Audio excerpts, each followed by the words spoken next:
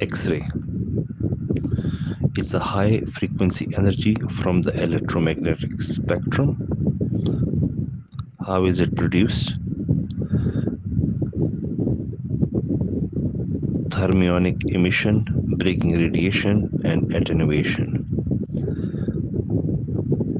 A piece of metal made of tungsten, that is cathode, is heated in a vacuum of 2200 degrees centigrade.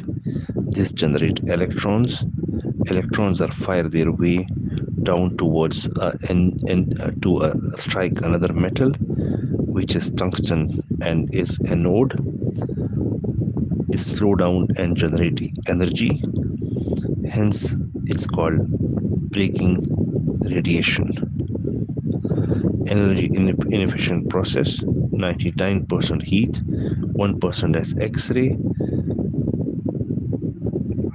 The heat is generated, that's why the anode is rotating to avoid it melting.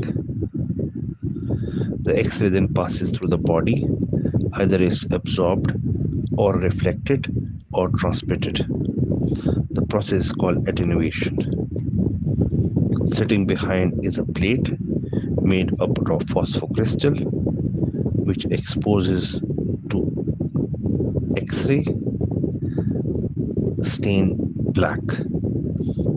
Increasing the energy, the more darker it is. Water or air has low beam attenuation, whereas increased calcium content in the bone causes high beam attenuation.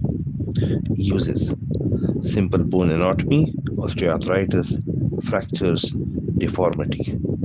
Advantage: cheap, easily available. Disadvantage: form of ionizing radiation. How to avoid ionizing radiation is time, distance, and shielding. Time means minimum exposure time. Distance means distance between the surgeon and the radiation.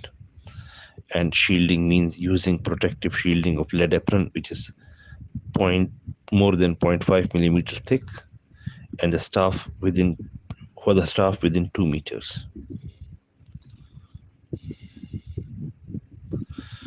Collimation.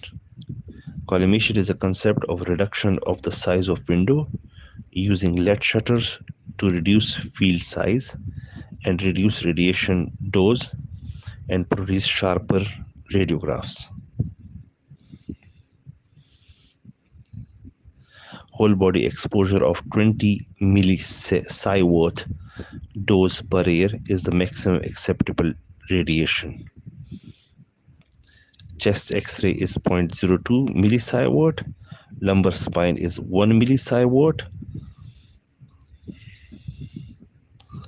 Bone scan is 4 millisievert. CT chest is 8 millisievert.